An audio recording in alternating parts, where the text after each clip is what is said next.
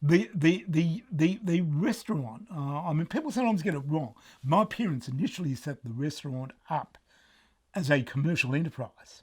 Okay, they were they were in poverty. Okay, my father worked delivering laundry. My mother didn't work at all.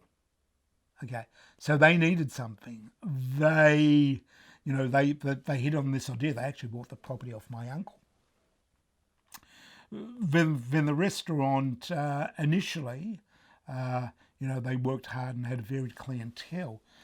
But ideas tend to sort of generate. Things aren't. You know, if you come from mathematics, you tend to be anal and you think everything is preordained and pre-planned. Well, it wasn't preordained and pre-planned. It's just the people who came. It was, I mean, not only was it the Yiddishists and the Holocaust survivors, but it was their friends, their children who wanted to know what they'd gone through. There are incredibly number of non-Jewish people who loved coming there.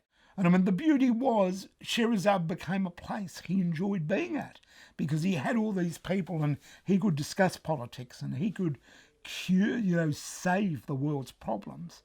And that's actually what they did. I mean, you hear all the stories and you wonder, was it really true? But that's what the people spoke about. That was what was important to them. Just as today, if they were there, they would be arguing, what should the board, should there be two states? Should it be binational? What should the borders be?